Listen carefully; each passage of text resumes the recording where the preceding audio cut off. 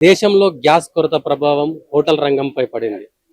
ఇప్పటికే ఇటు హోటల్లో గ్యాస్ కొరతతో పెద్ద ఎత్తున హోటళ్ళన్నీ మూసేసే పరిస్థితికి వచ్చింది.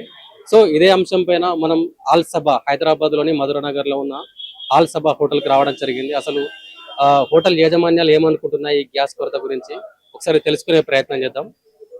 హాయ్ అన్న, గ్యాస్ కొరత కారణంగా హోటళ్లపై ఎటువంటి ప్రభావం పడుతుంది, మీకు ఎటువంటి నష్టం దీని వల్ల జరగబోతుంది? ఇప్పుడు దీని వల్ల చాలా ఇబ్బంది అవుతుంది. గ్యాస్ కోసం ఏంటంటే క్లారిటీగా మా ఏజెన్సీ వాళ్ళు సప్లై చేసే వాళ్ళు అయితే సాఫ్ అడిగితే గ్యాస్ అయితే స్టాక్ లేదు, రావట్లేదు అని చెప్తున్నారు.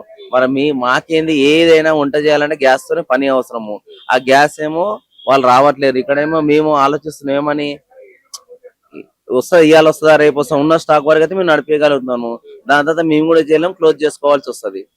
అంటే మీరు ఉన్న పలంగా క్లోజ్ చేస్తే ఇక్కడ ఉన్న అంటే ఇక్కడికి వచ్చే కస్టమర్లకు ఇబ్బంది కదా, ఇక్కడ దీన్ని ఆధారపడి పని చేసుకునే వాళ్ళకి ఇబ్బంది కదా? మరి ఇప్పుడు అదే కదా, అదే మేము ఆలోచిస్తున్నాం. ఇప్పుడు అందరికీ నష్టమే జరుగుతుంది కాదనంటే, కానీ దానికి ఎవరు గవర్నమెంట్ ఏం చేయాలి? కనీసం ఒక ఎమ్మెల్యే అన్నా, ఒక మినిస్టర్ అన్న, ఒక సీఎం అయినా మళ్ళీ ఇట్లా ప్రజలకు ఇట్లా ఇబ్బంది అవుతుంది, మళ్ళీ మీకు ఇన్ని రోజులు గ్యాస్ రాదు, ఇన్ని రోజులు మీరు అడ్జస్ట్ చేసుకోండి ఇది అంటే అసలు ఏదన్నా చెప్తున్నారు? ఒక నాయకుడు కూడా వచ్చేసి కనీసం మరి ఈ విధంగా మళ్ళీ ఇన్ని రోజులు పడతాయి టైము, మరి ఇన్ని రోజుల వరకు మీరు అడ్జస్ట్ చేసుకోండి అంటే మేము అడ్జస్ట్ చేసుకుంటాం. దానికి సమాధానం ఎవరు చెప్పట్లేరు. ఇక్కడ మేమేం చేస్తున్నాం, గ్యాస్ వస్తున్నదా ఇవాళ వస్తుందా, ఉన్న స్టాక్ వరకు నడిపిగలుగుతున్నాము. దాని తర్వాత మేమేం చేస్తే బంద్ చేయవలసి వస్తుంది.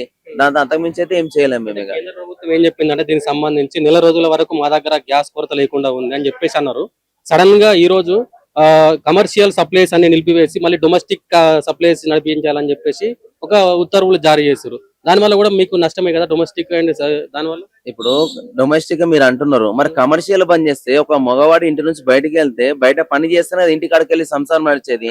మీరు కమర్షియల్ అనే బంద్ చేసి ఇంట్లో కూర్చోంటే మరి కమర్షియల్ పని చేసే వాళ్ళ పరిస్థితి ఏంది? వాళ్ళ ఫ్యామిలీస్ ఎట్లా బతకాలి? వాళ్ళందరూ ఏ విధంగా ఉండాలి? మరి అందుకోసం ఇది బంద్ చేస్తే అక్కడ కూడా ఇబ్బంది అవుతుంది. అందుకోసం దీనికి సహకరించిందంటే కమర్షియల్ కూడా కంపల్సరీ ఉండాలి. కమర్షియల్ ఉంటేనే కదా బయట పని చేస్తే మన ఇంటి వరకు వచ్చేసి ఏమని చేసుకుంటే ఏదైనా చేయగలుగుతాం. అది అంటే ఇప్పటి వరకు ఉన్న పరిస్థితులలో అంటే మీ హోటల్ మూసేసే పరిస్థితికి దారి తీసే అవకాశం ఏముందా ఇక్కడ? ఇప్పుడు అదే కనిపిస్తుందండి. ఇవాళ వరకు మా దగ్గర ఉన్న స్టాక్ కూడా నడిపిస్తున్నాము. రేపటి నుంచి మేము అదే ఆలోచిస్తున్నాం బంద్ చేయాలని చెప్పేసి. వేరే ఆప్షన్ కనిపిస్తలేదు. ఆల్మోస్ట్ పొద్దు నుంచి అందరూ అడుగుతున్నా 5,000 ఇస్తా గ్యాస్ సిలిండర్ కోసం అన్న కానీ లేవని చెప్తున్నారు. గ్యాస్ దాని బ్లాక్ మార్కెట్ లో కూడా వ్యవస్థ నడుస్తుందని అంటారు. చాలా నడుస్తుంది, అయినా కానీ దొరకట్లేదు. కొన్ని బ్లాక్ మార్కెట్ నడుస్తుందని అంటారు కానీ మళ్ళీ మేము అడుగుతామంటే అది కూడా దొరకట్లేదు గ్యాస్.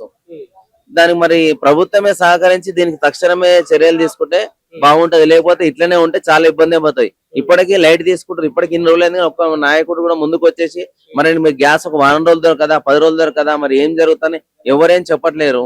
దీనికి పరిష్కారం ఏదైనా తక్షణం కావాలని మేము కోరుకుంటున్నాం. అట్లా క్లారిటీ ఇవ్వాలంటున్నాం. క్లారిటీ ప్రజలకు కంపల్సరీ క్లారిటీ ఇవ్వాలి.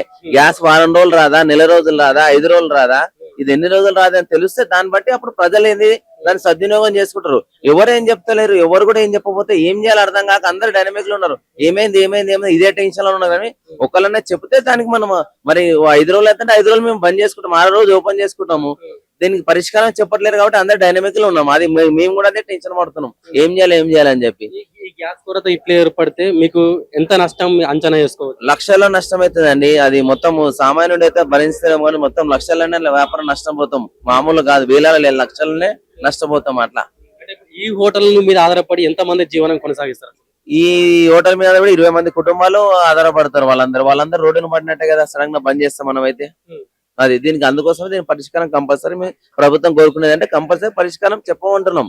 అసలు ఏం సంగతి, ఏమి అసలు ఎన్ని రోజులు పడుతుంది, ఎన్ని రోజుల వరకు స్టాక్ రాదు, క్లారిటీగా చెప్తే మాకు అర్థమవుతుంది. అది ఏ ప్రభుత్వం కూడా చెప్పట్లేదు. అసలు మాకు కావాల్సింది ఒకటే, మీరు ఒక నాయకుడు గానీ ఎక్కడి నుంచి ఏదో వస్తుంది కానీ ఒక మాట చెప్పండి. మీకు 1 రోజులు రాదా, 10 రోజులు రాదా, 2 రోజులు రాదా అంటే దాన్ని బట్టి ఒక అర్థమై మేము ఏం చేయాలో స్టెప్ అది చేయగలుగుతాం. కానీ అదే విషయం ఎవరు చెప్పట్లేరు. అందరు డైనమిక్ లో ఉంటున్నారు, అదే అర్థం అవ్వట్లేరు. కరోనా లాంటి లాక్డౌన్ వంటి సిచ్యువేషన్ లో కూడా మీరు హోటల్స్ నుంచి బిజినెస్ నడిపించారు. కానీ ఇవాళ ఎక్కడో ఇజ్రాయెల్ ఇరాన్ యుద్ధం నేపథ్యంలో ఇలా గ్యాస్ కొరత ఏర్పడడం కదా, ఈ రెండింటి అంటే మీకు అసలు ఎట్లా అనిపిస్తుంది ఈ విషయం?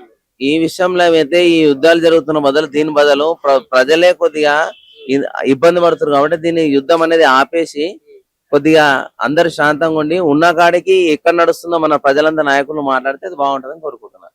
ఇజ్రాయెల్ ఇరాన్ యుద్ధం నేపథ్యంలో మన భారతదేశం అంటే భారతదేశం ఉన్న దౌత్య పరిస్థితులలో భాగంగానే మన దేశంలో ఇలాంటి పరిస్థితి ఎదుర్కొందని చెప్పేసి ఇక్కడ ఉన్న ప్రజలు చర్చించుకుంటున్నారు. ముఖ్యంగా అంటే ఇప్పుడు ఇక్కడ ఉన్న ప్రభుత్వం మాకు ఈ గ్యాస్ కు సంబంధించి ఎన్ని రోజుల వరకు ఈ కొరత ఉంటుంది, ఒక క్లియర్ గా చెప్తే దాన్ని మేము చదువుకుంటాం కదా, దాని గురించి మేము ముందస్తు జాగ్రత్తలు చేపడతాం కదా అని చెప్పేసి హోటల్ యజమాని అని చెప్తున్న పరిస్థితి అనిపిస్తుంది.